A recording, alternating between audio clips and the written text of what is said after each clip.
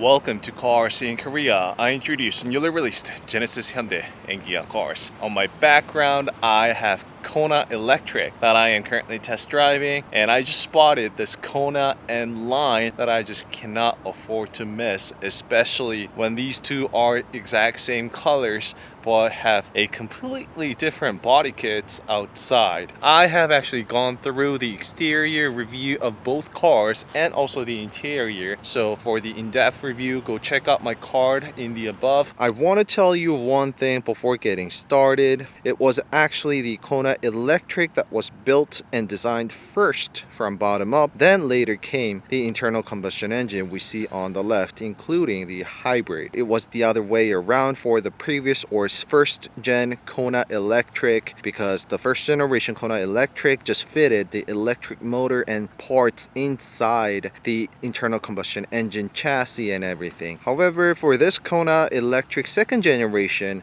also has quite a lot of space in the engine bay, or should I say motor bay now? There's quite a lot of space inside as well. However, that is to accommodate the internal combustion engine parts inside the chassis. That I just wanted to point out and make it clear before we start anything. So just looking at the car from a distance, I mean, I don't think I need to pinpoint out every single thing, but you would definitely know and see the difference immediately. The obvious and thing that stands out the most is definitely, I want to say, the charging ports right here on the right, whereas there's nothing here. Also, the pixels for the Kona Electric. There are a lot of pixels right here. On the pre-production model, I've spotted the finish wasn't there, but I really like the shiny bling bling points, little cubics here that runs all throughout the front grille.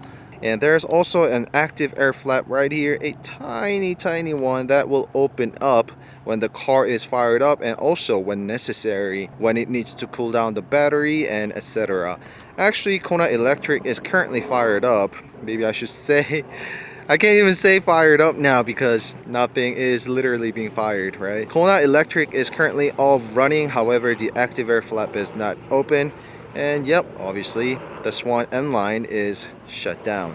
The N line front bumper has a lot of design cues straight from Hyundai N, especially that winglet design, the type, and if there was a red line running across underneath, everybody would just definitely be able to point out that it has a lot of N scent to it. It's got the N line badge right there, and I was actually told that Kona Electric would also be able to have the N body kit, but looking at the final production model, I don't think it's going to be the case. Just the starter, the charging port there, right? So the whole design has to be changed for the N line versus the electric. For now, I think you can only choose the N line for internal combustion engine models, including the hybrid. But that bumper is really aggressive though. I like that. A controversial headlights and headlamps located right there. I completely agree that there would be a lot of fixing costs. Should you scrape, should you break, should you get into an accident, that portion is very vulnerable compared to the other parts. Headlamps is one of the last things that you want to break when you get involved in an accident, right? But there are a lot of sensors and text put behind this Kona that will prevent you get out of an accident and whatnot. So I'd rather have something great to have rather than to having worried about the fixing cost. Yes, I know that's not the case for everybody. However, it looks over anything for me when it comes to cars. Here I got some better angles, so kind of reminds me of the Opposites United from Kia brand, you know? Because Kia uses designs that are opposing to one another. From that point, Kia believes there is the new design born. This is where the circle meets the rectangle or a pixel. As we can see, I think it really looks good. If you take a look at this pixel right here on the top, it's not a perfect square. Hyundai just somehow managed to get it there and still look like a pixel. Of course it's rounded off at the end towards the edge, but really looks like a good pixel pattern to me though. What do you say? Alright, so that is the wheel for the Ioniq, excuse me. That is a wheel for Kona N-Line, but really looks like the Ioniq 6. I will find it and include it in the video now. The difference comes right into a one angle altogether like this from a profile.